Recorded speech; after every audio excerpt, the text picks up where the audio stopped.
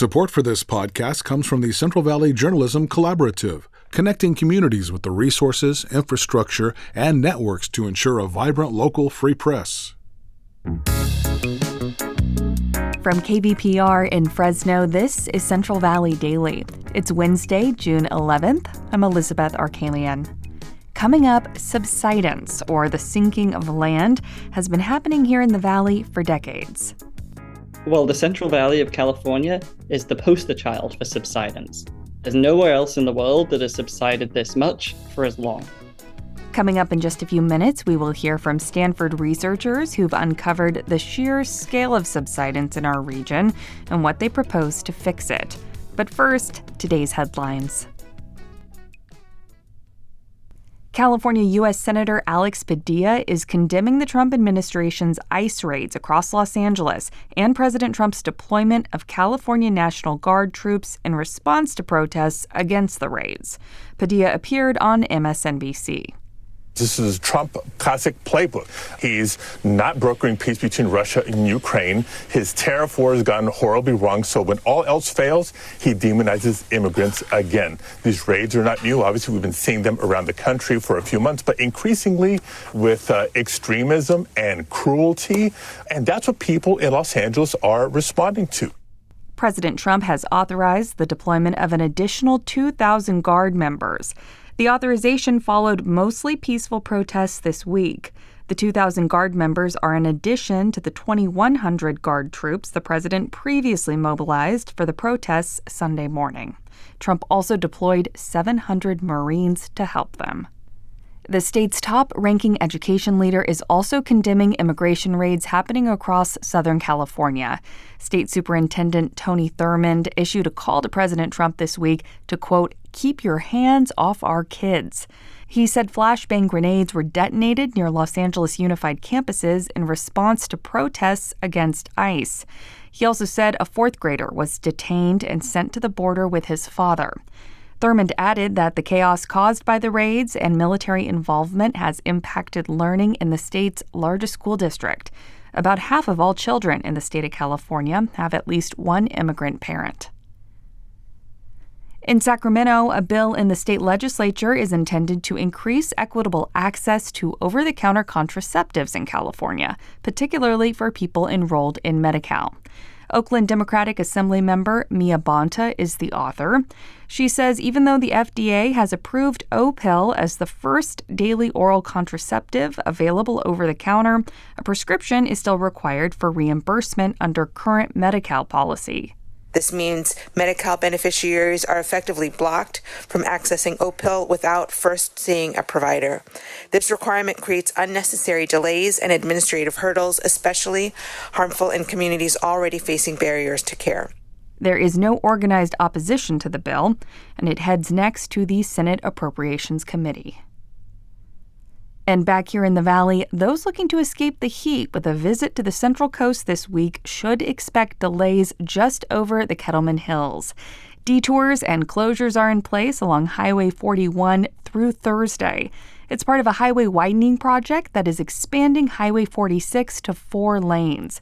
Caltrans officials say drivers should plan to add about an hour to their travel time. Support for Central Valley Daily comes from Body 20 in Fresno's Fig Garden Village, offering full-body electromuscle stimulation training sessions. It's a high-tech, time-efficient way to help preserve and rebuild lean muscle. Each 20-minute one-on-one session is guided by a certified coach using FDA-cleared technology. Body 20 accepts health savings account cards. More information available by searching the Fig Garden location at body20.com. And now to our main story. Summer in the Central Valley means triple-digit heat and dry days, sometimes for days on end. That can be tough for people as we adjust to higher electricity bills, that suffocating feeling of getting in a hot car or changing your schedule around to avoid walking your dog when the asphalt is too hot. But the heat is more than just an inconvenience for humans. It actually has a toll on our natural resources, like water supplies. And as California continues to face drought episodes, farmers and cities often contend with not enough water in the ground. And if that problem wasn't already bad enough, Lack of water causes another problem. The condition is called subsidence, which is when the ground begins sinking. This phenomenon was first documented back in the 1920s and has been happening on and off ever since. Dry spells and hot temperatures like we may see this summer actually make it worse. Later this summer, the California Department of Water Resources plans to release guidance for local water agencies on how to minimize subsidence impacts. This is all part of the state's ongoing work to manage groundwater through its landmark law, known as the Sustainable Groundwater Management Act, or SGMA. We'll talk more about SGMA another time, but today we're revisiting a conversation focusing on the subsidence problem with two experts, Dr. Rosemary Knight and Dr. Matthew Lees. Together, they released a study late last year from Stanford University that highlights the problem of the sinking ground in the valley, which is happening at a record-breaking pace. Our producer, Jonathan Linden, spoke with Rosemary and Matthew for this conversation, and Rosemary starts by explaining how subsidence is impacting our region. Subsidence is the sinking of the ground surface, and that sinking in the Central Valley of California is due to compaction in the groundwater system. It's due to the fact that more water is being pulled out of the groundwater system than is going in. This results in a pressure drop within the aquifer itself and a compaction that shows up on the ground surface as subsidence. The kind of problem it causes is once you start getting subsidence on the ground surface, it can impact the aqueducts that are moving over the ground surface. It can change flood risk. Suddenly you've got areas subsided that weren't previously subsided when you did your flood risk planning or your flood risk management. And it can also cause other types of infrastructure to be damaged. It can damage wells, it could damage roads. So subsidence can have a large impact. And Matthew, can you talk about specifically why you decided to study subsidence here in the Central Valley? Well, the Central Valley of California is the poster child for subsidence. There's nowhere else in the world that has subsided this much for as long.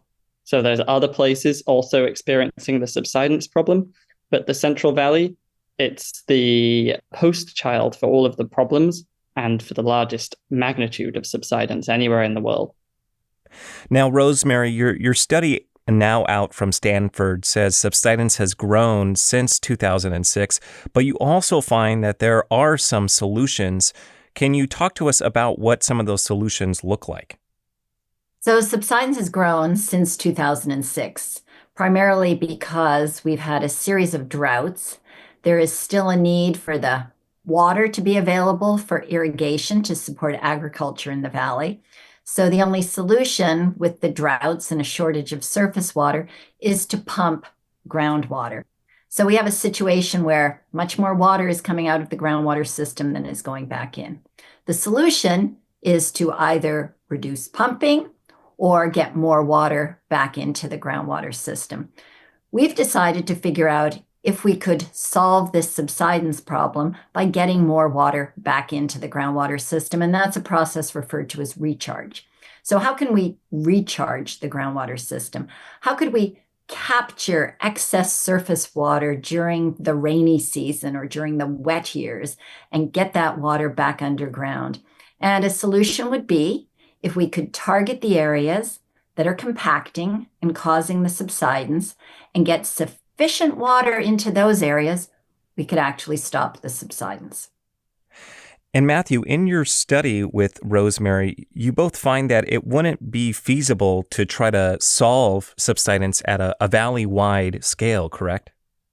That's right. Yeah, in this study, we took an assessment of the amount of available water that's likely to be there that could be recharged into the groundwater system. And what we actually found was that by chance, that amount is exactly the amount needed to stop the subsidence at the valley scale. So why do we not say this is feasible? Well, it's because there's all the other priorities for this recharge water. Subsidence is not the only hazard caused by groundwater extraction in the Central Valley. You have surface water depletion, you have shallow wells running dry, you have impacts to ecosystems. So realistically, we can't expect all of this water to be diverted to the subsidence problem. Instead, what we point towards is a targeted focus on the subsidence problem where the impacts are greatest. And that links back to what Rosemary was saying before about locations where there are aqueducts being damaged, where there are wells being damaged, where there are flood risks in which there were not flood risks before.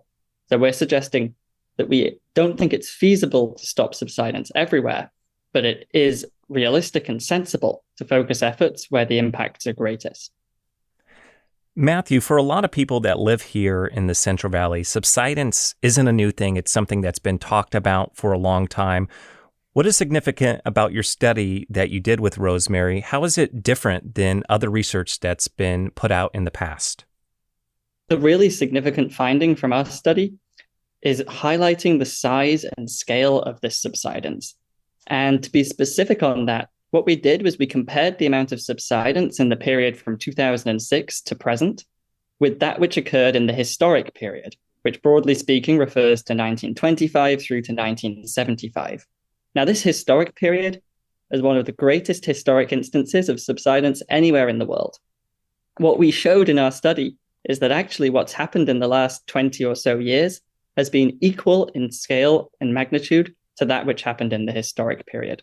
Before, we didn't know this. We knew it was subsiding very fast, but there'd always been an assumption that the historic period was the biggest in terms of subsidence amount. So the real finding that we made was that we've now reached this unenviable milestone of equaling the historic subsidence total. And Rosemary, what's next in terms of your research into this issue? How do you hope this informs the public? What we're working on right now is combining the maps we have of subsidence with the images of the subsurface we're able to generate with another geophysical method where we have a helicopter deployed system that can image to depths of 300 meters in the Central Valley and show where you have layers of sand and gravel, where you have layers of clay. And we have just released maps of the Central Valley showing where there's good pathways for recharge. We want to put water on the ground surface, not we, water agencies throughout the state are doing this, spreading water on the ground surface, wanting that water to then move down below the ground surface and reach these areas where subsidence is occurring.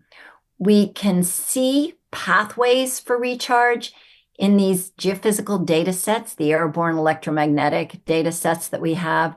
So what's next in our research is helping people solve the problem by using a geophysical imaging method that allows us to see where these recharge paths are. And that was our producer, Jonathan Linden, speaking with Dr. Rosemary Knight and Dr. Matthew Lees about the research on record-breaking subsidence or land sinking in the Central Valley. And that does it for today's show.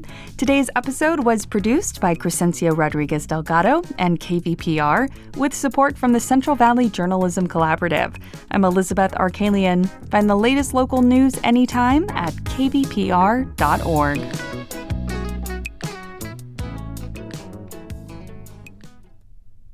Planet Money helps you understand the economy. We find the people at the center of the story. Garbage in New York, that was like a controlled substance. We show you how money influences everything. Tell me what you like by telling me how you spend your money. And we dig until we get answers. I had a bad feeling you were going to bring that up. Planet Money finds out. All you have to do is listen. The Planet Money Podcast from NPR.